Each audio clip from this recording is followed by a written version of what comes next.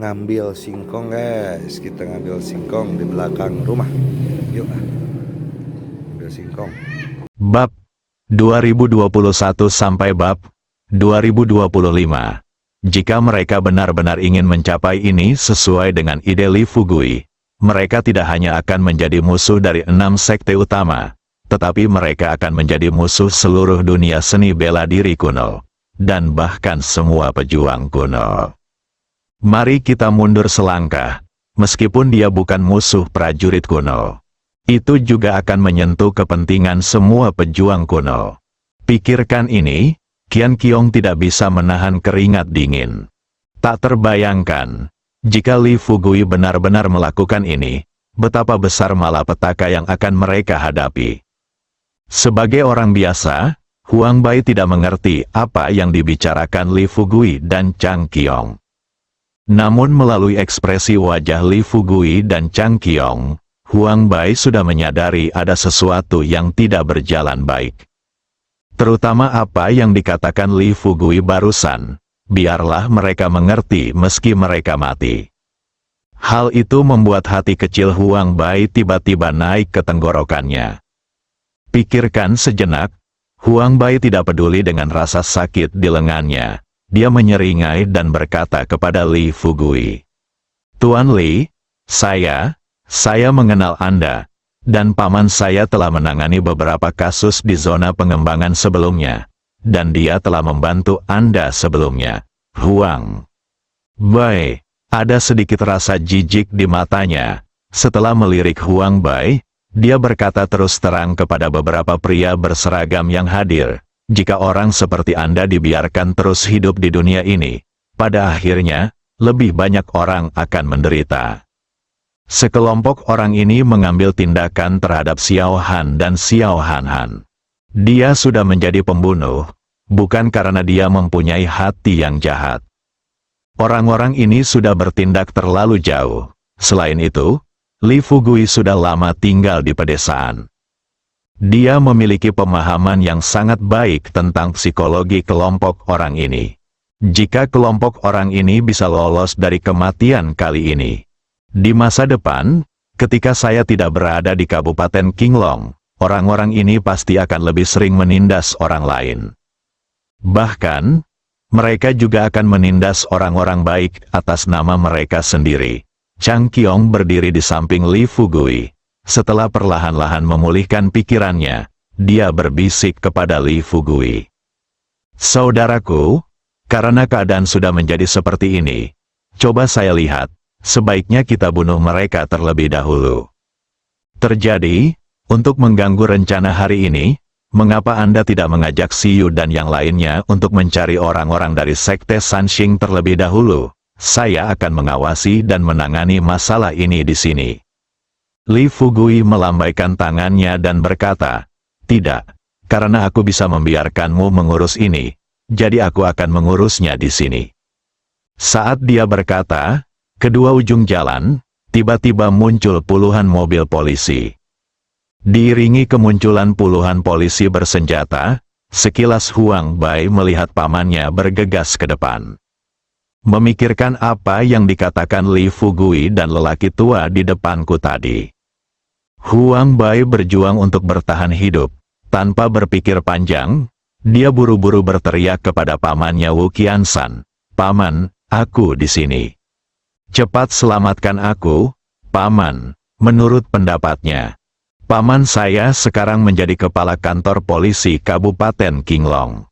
Di Kabupaten Qinglong, itu bisa dikatakan sebagai orang yang menutupi langit dengan satu tangan. Adapun Li Fugui, tidak peduli seberapa kuatnya dia hanyalah seorang pengusaha di Kabupaten Qinglong.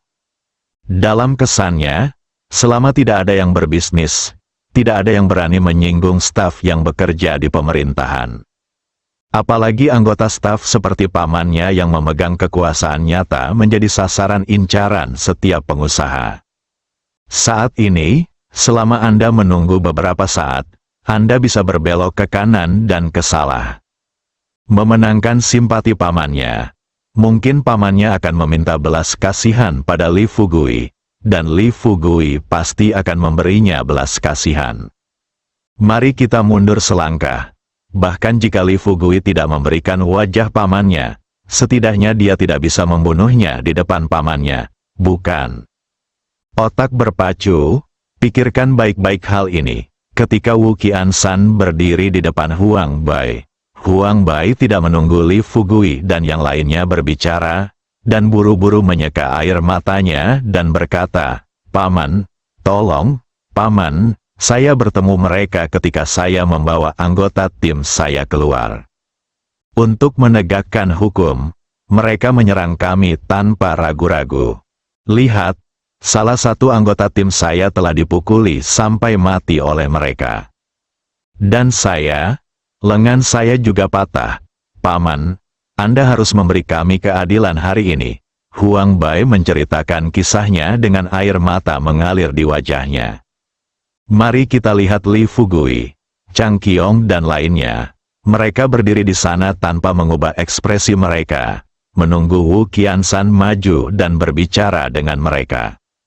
Meskipun Wu Qiansan tidak banyak berinteraksi dengan Li Fugui, namun dalam operasi sebelumnya, dia juga pernah bertemu Li Fugui sebagai salah satunya. Tentu kita juga tahu betapa kuatnya Li Fugui, tapi sekarang, dia melihat mayat di sebelahnya, dan lengan keponakannya patah.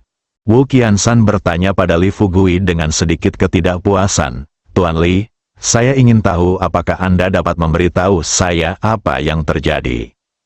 Menghadapi pertanyaan Wu Qiansan, Li Fugui bahkan tidak memikirkannya keponakannya menyinggung seorang murid kuil Yuksu dan menendangnya. "Tentu saja, Anda mungkin tidak tahu tentang kuil Yuksu ketika saya memberitahu Anda. Tetapi Anda dapat menelepon dan bertanya sekarang. Tanyakan kepada para pemimpin biro kota Jiangnan, atau Anda bisa langsung menelepon dan bertanya kepada pejabat lain di Fengjiang," kata Li Fugui dengan tenang. Lalu melanjutkan ke Wu Qiansan, "Tentu saja, ada satu lagi. Saya pikir lebih baik Anda bertanya apa yang dilakukan keponakan Anda yang baik sebelum Anda bertanya kita apa yang terjadi." Ketika Wu Qiansan mendengar kata Yuksu Guan, samar-samar dia memikirkan sesuatu dalam pikirannya. Bagaimanapun, misi ke jalan pejalan kaki ini adalah perintah langsung dari kota Jiangnan. Dan pengertian di atas sangat jelas. Setelah mengizinkannya datang, dia hanya perlu bertanggung jawab atas pekerjaan pembersihan. Lebih belak-belakan, hanya untuk membiarkan dia membuang mayatnya. Adapun apa yang terjadi di sini dan untuk alasan apapun, itu semua di luar kendalinya.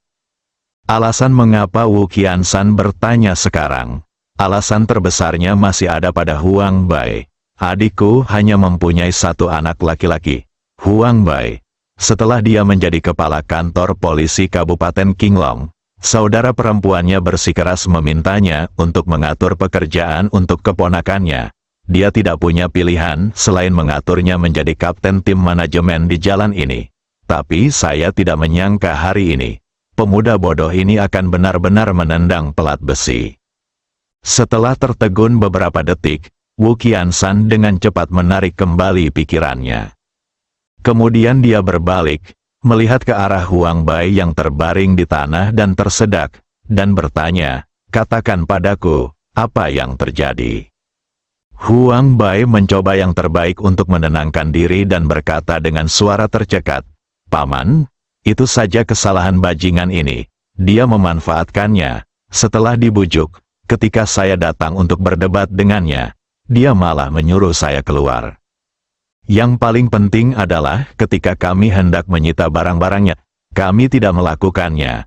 Saya tidak menyangka dia akan menyerang kami. Saat itu saat kami melakukan penegakan hukum bersama, lelaki tua di depan kami bergegas keluar, menyerang kami, memukuli salah satu dari kami hingga mati, dan kemudian mematahkan salah satu lengan saya.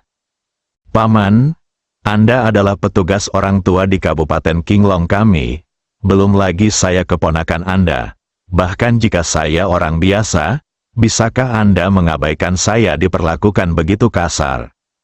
Hendak berbalik, Tanya Li Fugui. Tanpa diduga, Xiao Han berdiri dan berkata dengan lantang, "Bos, dia berbohong, merekalah yang memukuli orang terlebih dahulu, dan mereka tidak melakukannya karena saya menempati jalan sama sekali.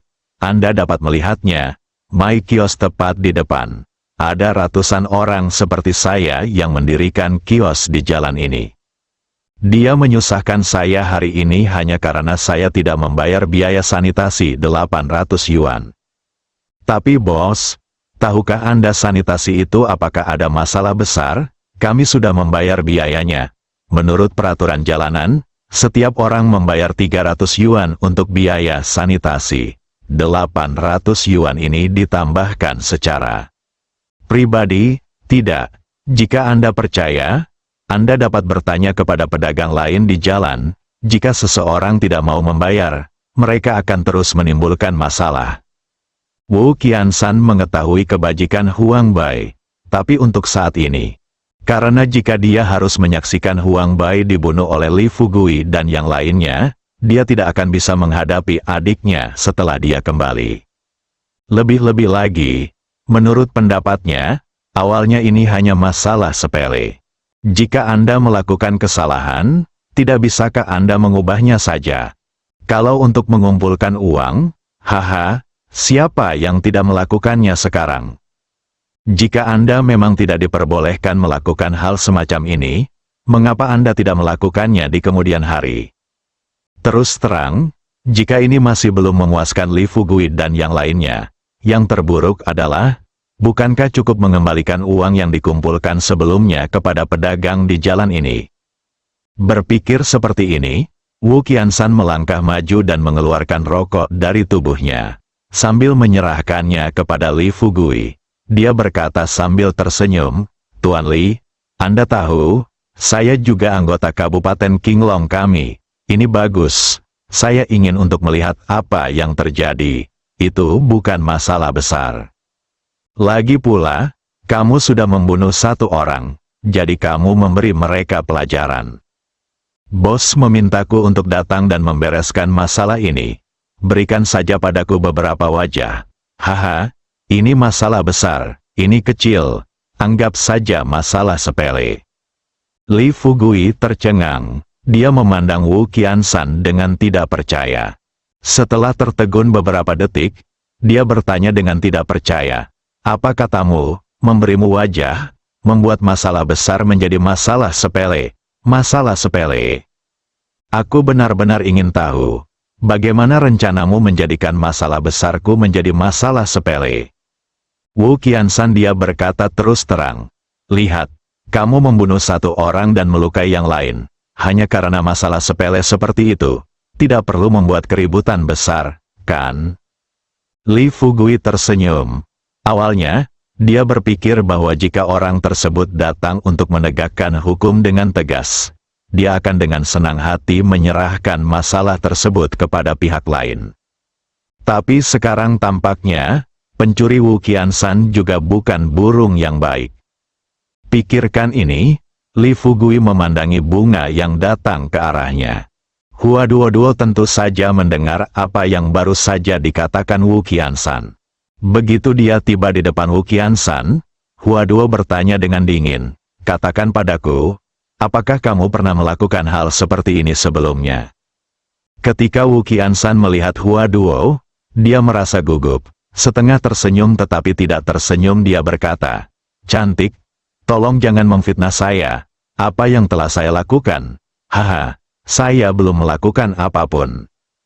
Tentu saja, jika Anda bersikeras menangani masalah ini dengan cara Anda, maka pada saat itu, saya bisa hanya ikuti perintah atasanku dan membantumu membersihkan. Tapi setelah pembersihan selesai.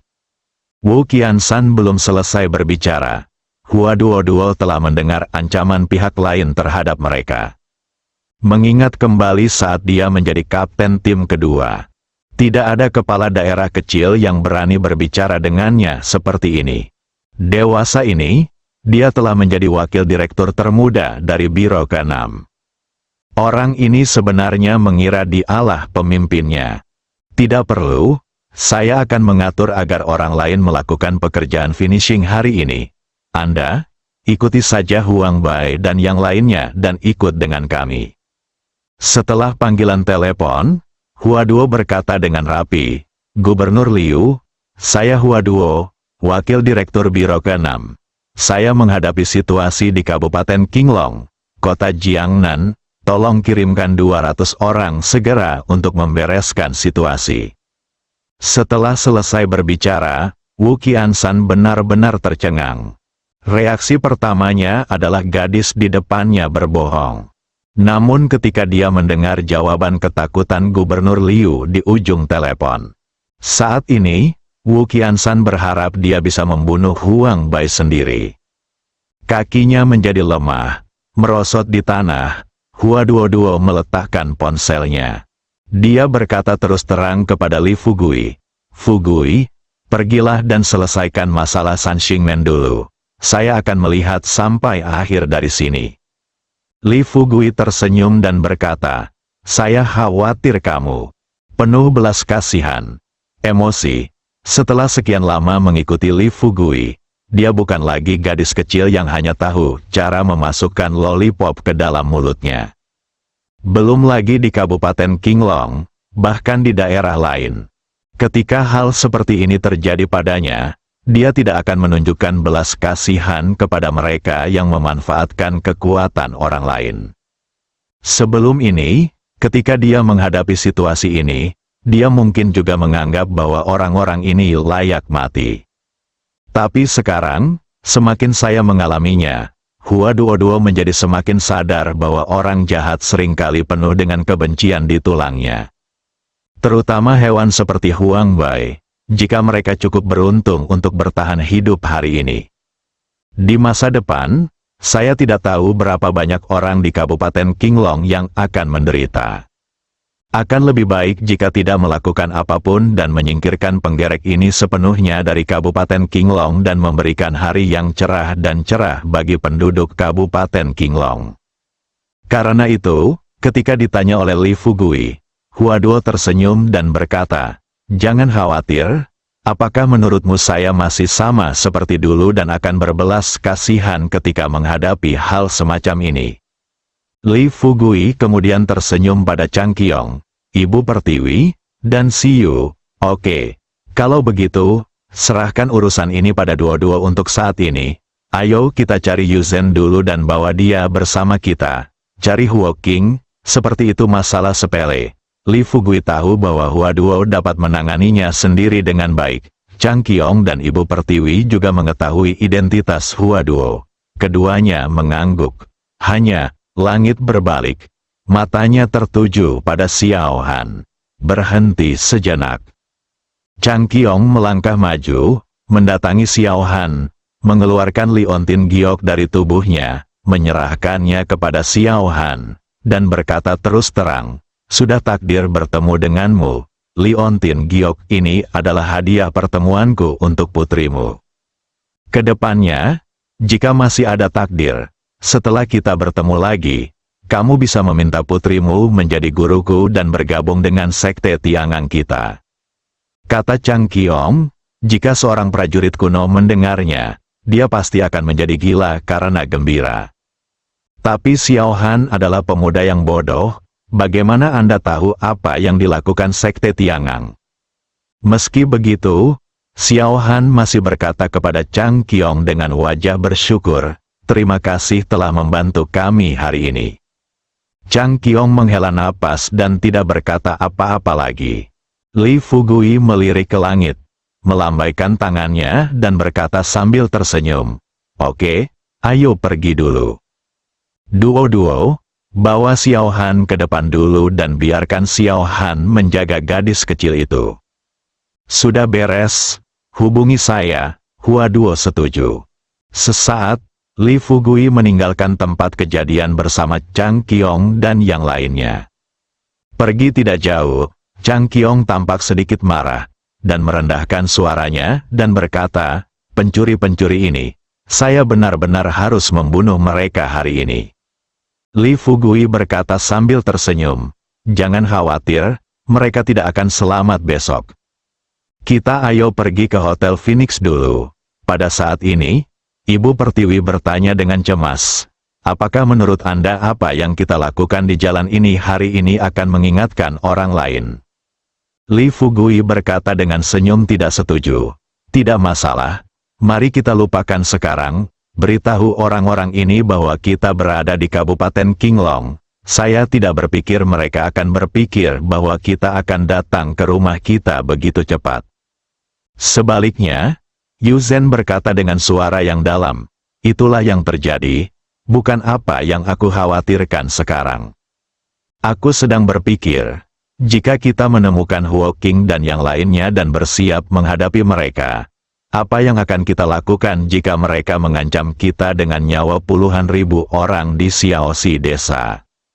Mungkinkah kita masih bisa menangkap mereka? Wajah Li Fugui perlahan menjadi gelap. Dia melambat, setelah beberapa detik hening. Dia bertanya pada Si Wei, kamu bilang hanya ada selusin murid San Xingmen yang tinggal di Hotel Phoenix sekarang.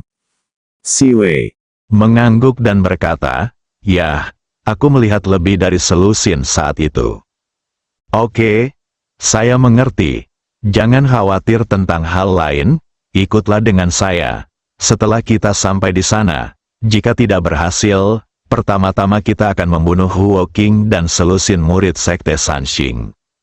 Li Fugui tidak akan memberikan kesempatan kepada pihak lain untuk mengancamnya. Lebih-lebih lagi, seperti kata pepatah lama, tidak ada kerugian yang menimpa keluarga. Perilaku 6 sekte besar ini tidak hanya merugikan kerabat dan teman Li Fugui, tetapi juga banyak pekerja. Andalkan saja ini, dia tidak perlu berbelas kasihan kepada murid-murid Sekte Sanxing. Setelah Chang Qiong, Ibu Pertiwi dan yang lainnya menunggu Li Fugui selesai berbicara, mereka semua memilih untuk tetap diam. Meskipun mereka sudah lama tidak mengikuti Li Fugui, melalui kontak mereka baru-baru ini, mereka dapat merasakan bahwa pemuda di depan mereka telah melampaui mereka dalam kecanggihannya dalam melakukan sesuatu. Segera, semua orang datang ke Hotel Phoenix. Berdiri di depan hotel, Li Fugui menatap hotel kecil di depannya.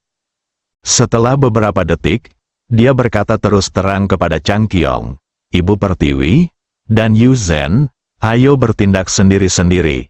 Kalian bertiga, tetap aman di sekitar sini. Jika kalian menemukan murid Sekte Sanxing melarikan diri dari hotel, jangan bersikap lunak. Segera bunuh dia. Aku akan membawa Si Yu dan 2 orang masuk, dan berbicara dengan Huo Qing terlebih dahulu. Chang Qiong, Yu Zhen, dan Ibu Pertiwi saling berpandangan. Tepat ketika mereka hendak mengangguk setuju, Li Fugui bertanya kepada mereka bertiga dengan setengah bercanda. Ada apa? Apakah kamu tidak memiliki kepercayaan diri untuk membunuh orang-orang yang melarikan diri dari dalam? Mereka bertiga melambaikan tangan dengan cepat. Terutama Ibu Pertiwi.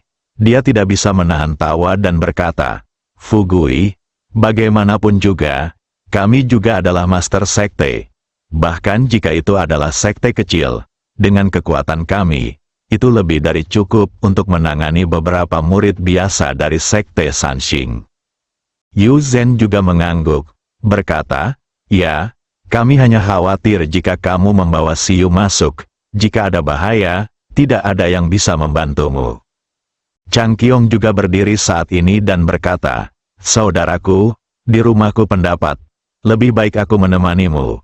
Kamu masuk bersama dan biarkan Dimu dan Yu Zhen tinggal di sini dulu.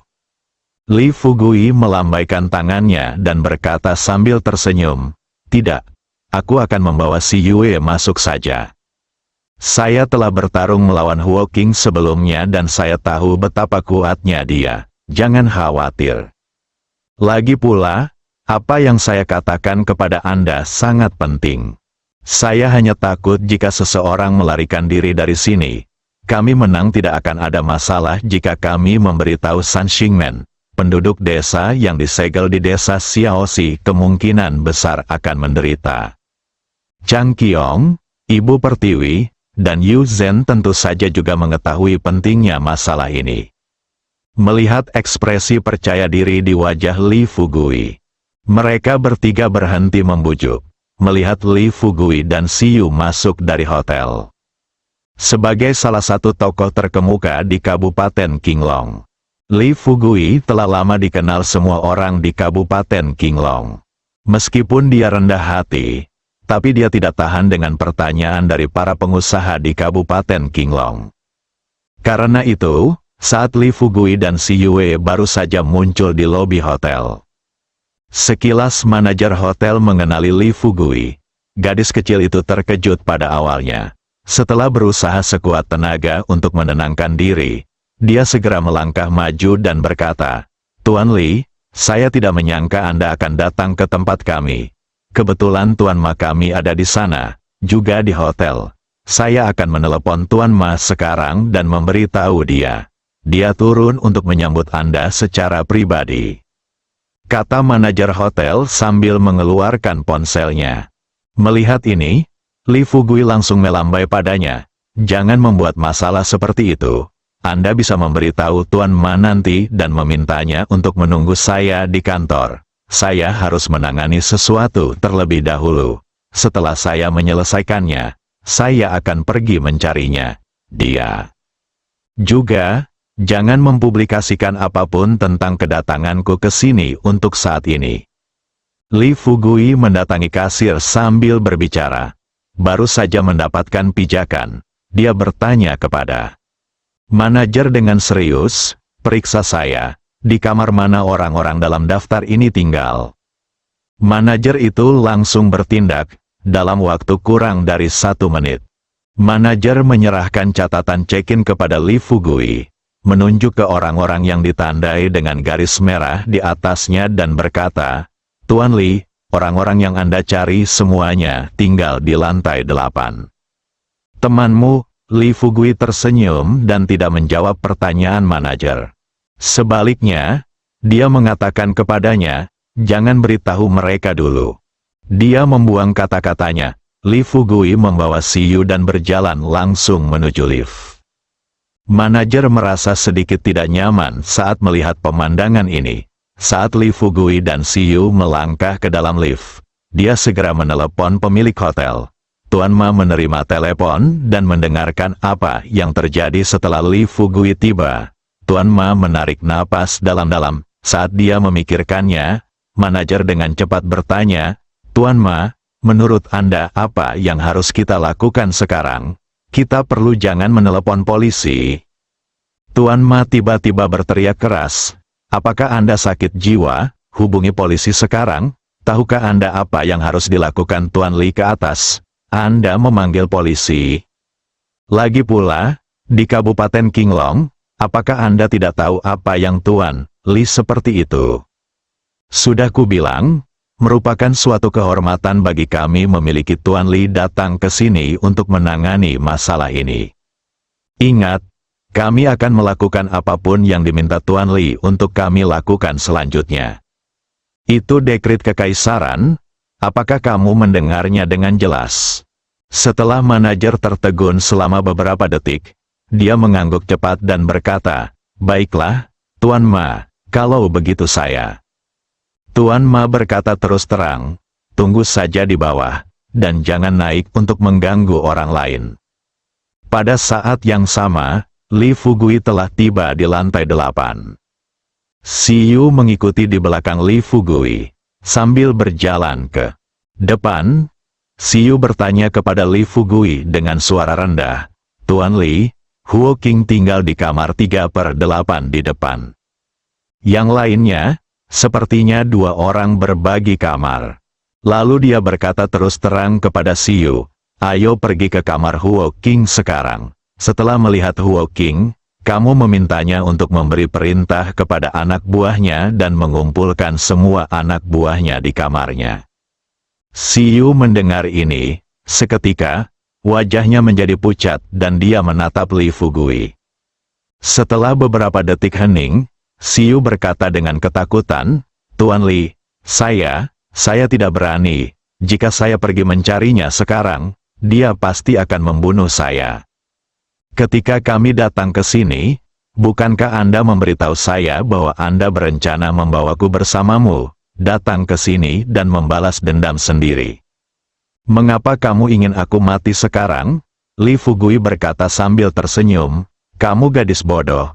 Bagaimana aku bisa membiarkanmu mati? Bertanya padamu.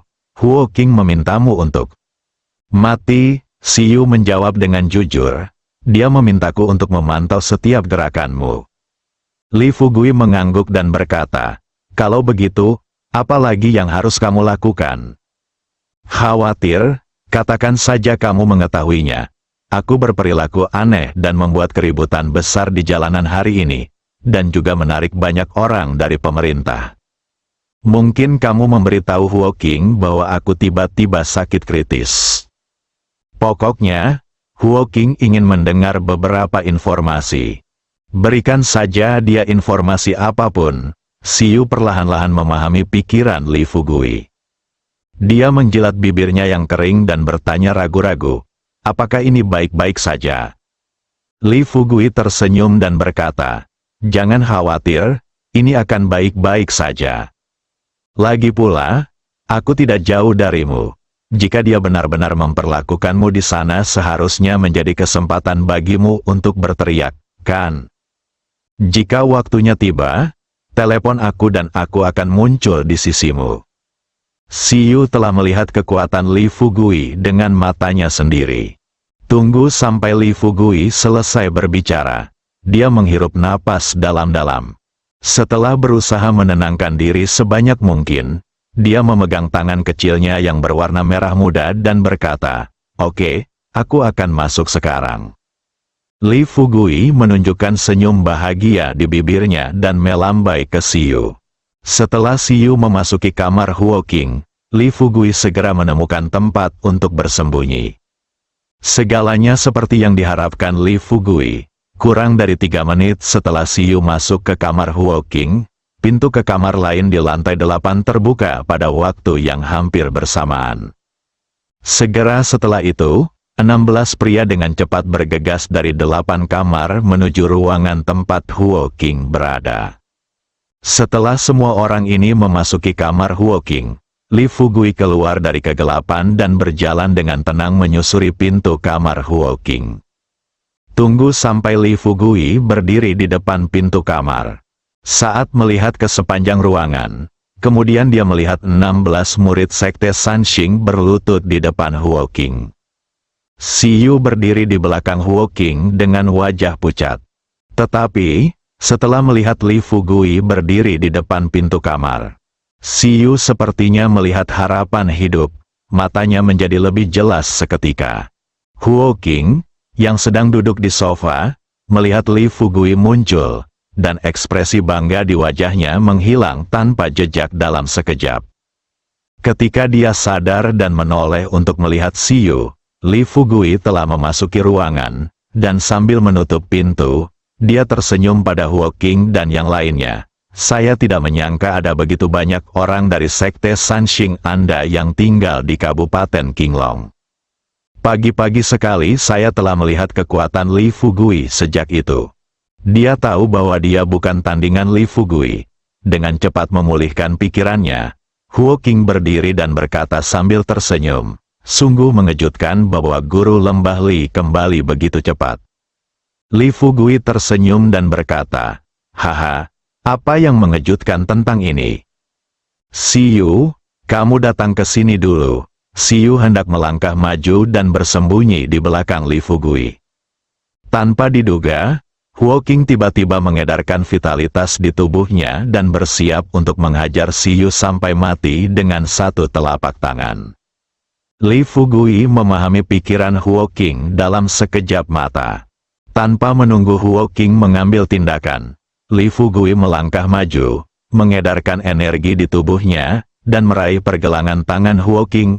Penatua Huo Qing, apa yang kamu lakukan? Apa, mungkinkah, kamu tidak membunuh Siyu di puncak Gunung Beitian, dan sekarang kamu telah tiba di Kabupaten Qinglong? Apakah kamu masih berencana untuk membunuh Siyu? Huo Qing merasakan kekuatan kuat Li Fugui. dia mengumpulkan energinya. Kemudian dia berkata dengan dingin, "Li Guzu, kamu benar-benar kuat. Di Sekte Tiangang, kamu memburu dan menyebabkan Sekte Tiangang hancur hanya dalam beberapa hari. Sekarang, kamu benar-benar dapat menjadikanku Sekte Sanxing. Murid, aku bergantung pada belas kasihanmu. Haha, aku tidak tahu apakah itu karena kamu begitu menawan, atau kamu hanya monster." Li Fugui melepaskan pergelangan tangan Huo Qing. Dia duduk di sofa bersama Huo Qing, lalu mengangkat kakinya dan berkata dengan serius kepada Huo Qing, "Penatua Huo Qing, apa yang Anda katakan salah? Saya di Sekte Tiangang, dan semua orang mengira saya memburu dan membiarkan Tianfu dan yang lain tunduk padaku. Tapi kenyataannya, bukan itu masalahnya." Huo Qing mendengus dingin, ada sedikit nada meremehkan dalam nadanya. Bukan itu masalahnya, apa itu?" Li Fugui tampak serius. Dia menatap Huo Qing dan berkata-kata demi kata, "Terus terang, alasan mengapa Tianfu dan orang lain bersedia mengikutiku adalah itu semua karena kamu mengagumiku sebagai pribadi. Dan Siyu, izinkan saya bertanya, pernahkah Anda memperlakukan Siyu sebagai manusia di Sanxing Men begitu lama? Tidak hanya Siyu, tetapi juga Siyu, lihatlah murid-murid Sekte Sanxing di depanmu. Mereka masih berlutut ketika mendengarkanmu. Kamu pikir kamu ini siapa? Anggota dari Sekte Sanxing? Sama seperti seorang tetua. Apakah perlu menggunakan satu-satunya kekuatan di tanganmu untuk menyakiti bawahan terdekatmu?" Li Fugui tidak pernah menjadi orang yang suka bicara.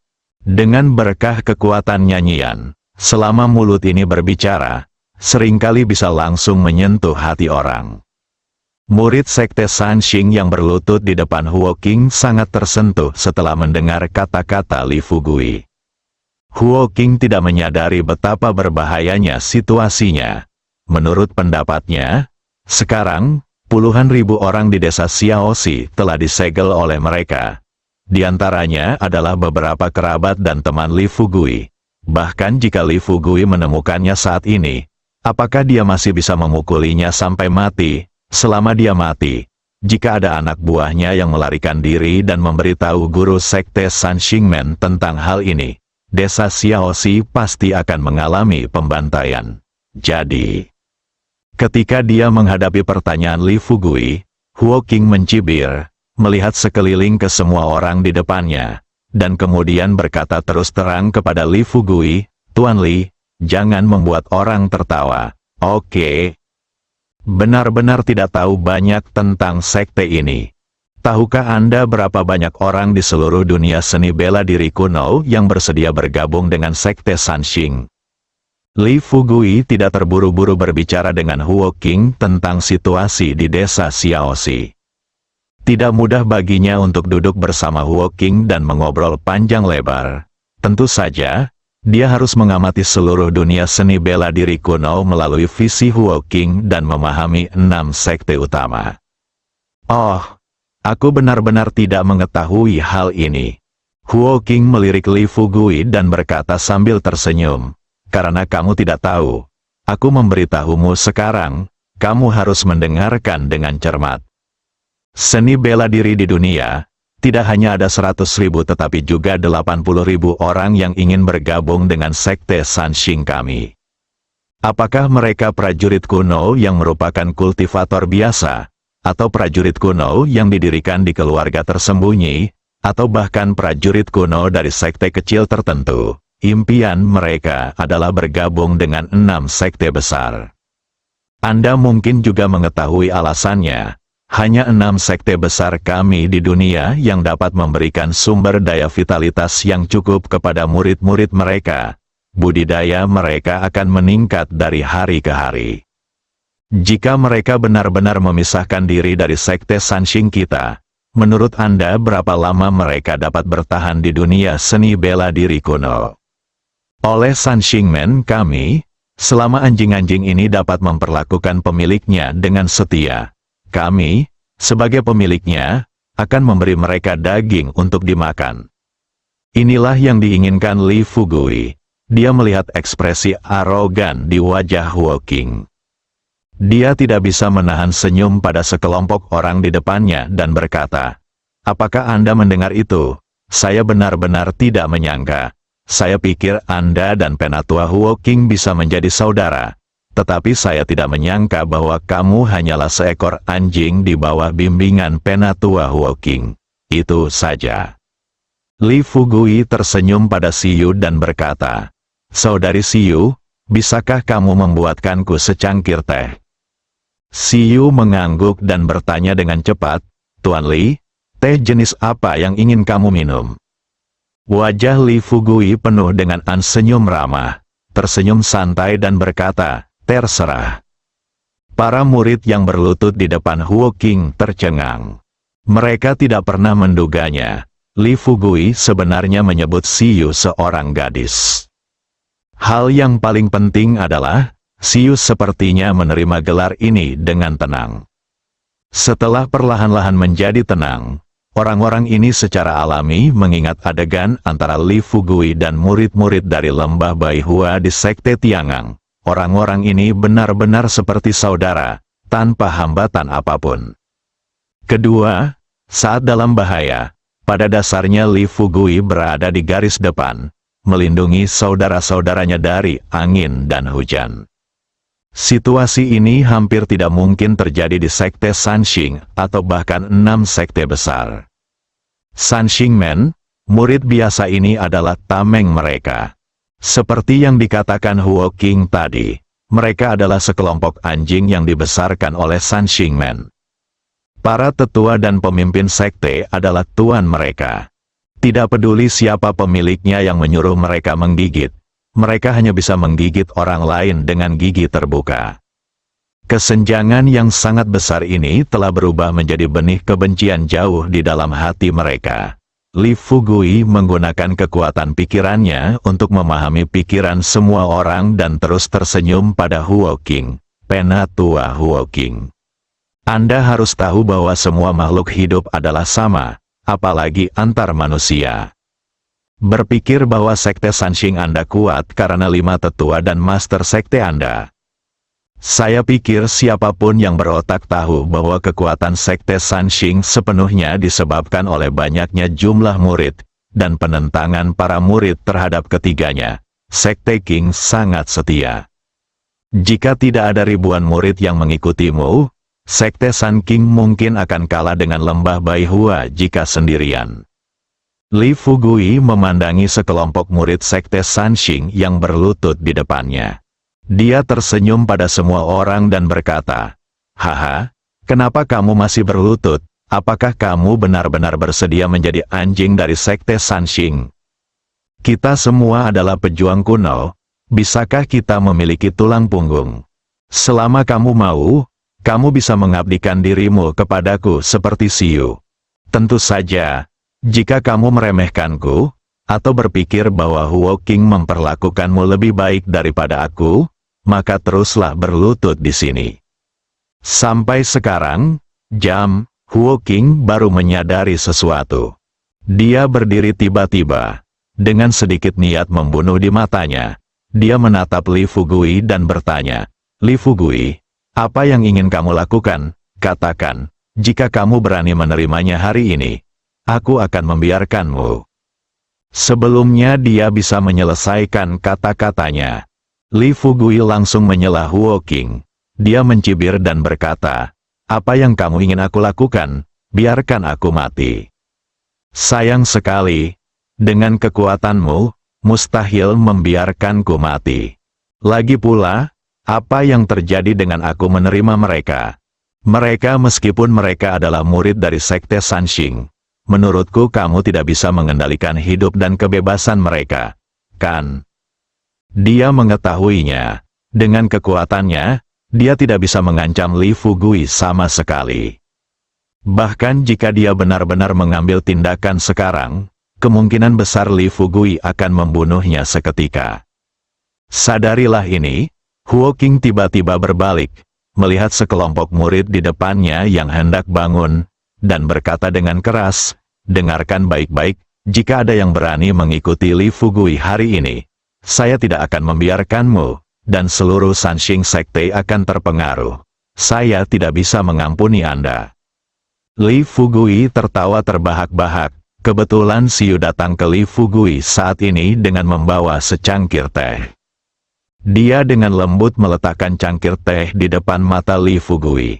Li Fugui mengambil cangkir tehnya, lalu tersenyum pada Siyu dan berkata, "Siyu, kamu bisa keluar sekarang, suruh Chang Qiong dan yang lainnya untuk datang sekarang." Mata orang-orang tajam. Menurut apa yang dikatakan Huo Qing, siapapun yang mengkhianati Sekte Sanxing akan mati dengan menyedihkan. Tapi Siyu, mereka telah mengkhianati Sekte Sanxing. Bukankah kamu masih hidup dengan baik sekarang? Hal yang paling penting adalah, dengan mengikuti Li Fugui, Siyu setidaknya dapat menikmati rasa hormat yang layak diterima oleh seorang pejuang kuno. Tapi bagaimana dengan mereka? Meskipun Sekte Sanxing terkenal di dunia seni bela diri kuno, tapi mereka yang memamerkan kekuatannya di luar adalah tetua dari Sekte Sanxing. Berapa banyak hubungannya dengan mereka? Seseorang memikirkan hal ini, bangunlah dengan tegas. Dia berkata kepada Li Fugui dengan nada datar, "Tuan Li, tolong bawa saya masuk." Pihak lain berlutut tepat di depan Li Fugui. Setelah melihat ini, orang-orang lainnya juga berdiri dan berlutut menghadap Li Fugui. Li Fugui sangat gembira, dan dengan cepat melambaikan tangannya dan berkata sambil tersenyum, "Tidak, tidak, tidak. Saya tidak ingin berlutut kepada orang lain. Ada emas di bawah lutut saya, jadi segera bangun." Haha. Huo Qing benar-benar tercengang saat ini. Dia memandang sekelompok murid di depannya dengan tidak percaya. Mulut setengah terbuka.